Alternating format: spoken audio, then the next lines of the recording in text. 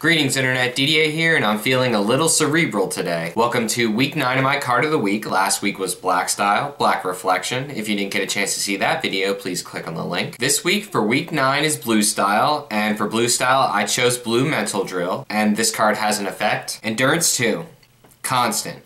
Your opponent plays with his hand revealed. Now, much like combat events, drills can help you out in a multitude of ways, giving you damage modifiers in combat, reducing your opponent's damage, or even performing attacks for you. There's a lot of different things that drills can do for you, so I decided to adopt the same format that I judge combat events on to drills. So in terms of offense, this card can help you out in combat. As soon as it hits the field, your opponent is going to be playing with his hand revealed. This way, you can see any blocks that he has in his hand and know when to use the attacks that you have in your hand. If he has Time as a Warrior's tool in his hand, you know you're going to want to bait him out and try to perform an attack that is going to make him want to use that card. If he has an energy or a physical block with a really powerful effect that's going to help him out, maybe you don't want to play that type of attack this combat. With this card, you're going to be able to plan out the combat in terms of your attacks. That means seeing any hit effects that you have that are going to be successful, or seeing the total damage that you're going to be able to do that combat. Even further for your offense, this means that you can save your big attacks until you know that they're going to hit. I'm looking at you, Goku and Frieza. Especially with Goku, where you're going to have to commit fully by discarding your drills,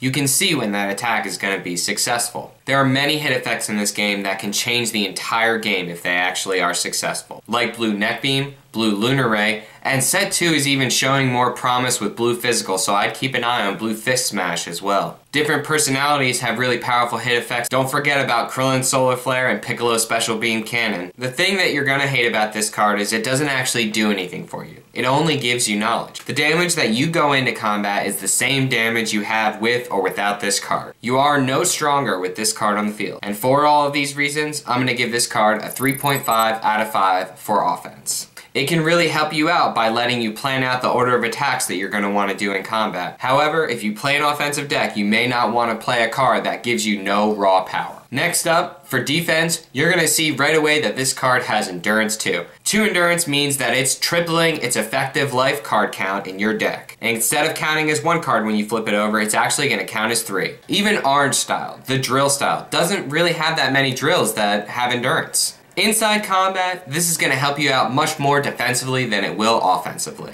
You're going to be able to save your blocks in combat for those big attacks, either the ones that are going to be doing a lot of damage, or the ones that have really terrible, nasty hit effects that you don't want to see happen. Another advantage that you can get with this card is to know when to use defensive cards, like Blue Defensive Effect or Blinding Energy Move. You have to play these defensive cards preemptively. You need to guess which is the best time to use this card, unless you have this card on the field, Blue Mental Drill. With this card on the field, you're going to be able to look at your opponent's hand and decide if it's worth it to use that effect in this combat. This applies as well as for powerful blocks like Time as a Warrior's tool. As soon as you draw a card like that into your hand, you might not want to use it right away. You might want to hold it in your hand until later in the game when it's going to have more impact. Just like with offense, the disadvantage of this card is it doesn't give you anything. It only gives you knowledge. You're just gonna kind of have to sit there. You'll see everything coming at you, but you really can't do anything about it. So for these reasons, I'm gonna give this card a 4 out of 5 for defense. It has Endurance, so it's even useful when it's discarded for damage, as well as this card helps to let you know when to hold those blocks or defensive effects until later in the game,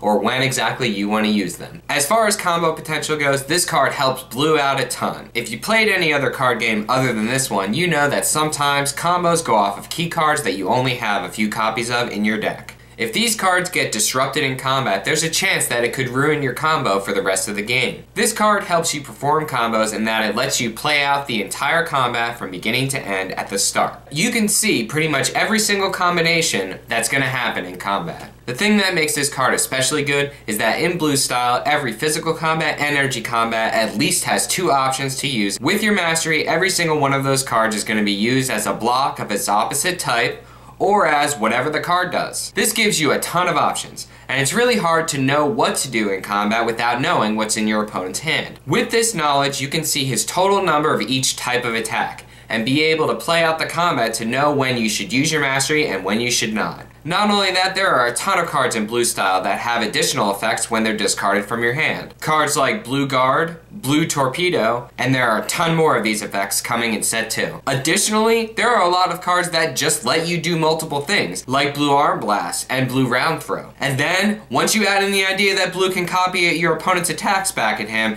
things just get crazy.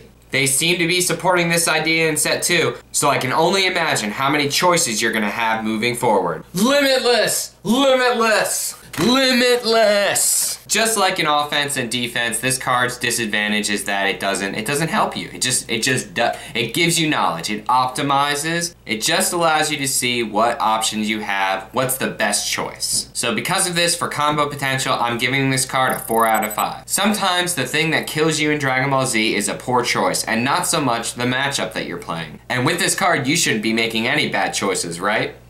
Adding up the scores gives this card a total of 11.5 out of 15. Such an amazing card. Knowledge of your opponent's hand makes you play with confidence. You know what he's going to be doing in combat, and hopefully you have the answers to counter that. So I hope you enjoyed week 9 of my Card of the Week segment. Next week is Namekian style, so if you have an idea of what card I should review, please comment in the comment section below. Please don't hesitate to hit that like button if you like this video, and as always, turn your dial to Random Number Gaming for weekly updates for the Dragon Ball Z card game.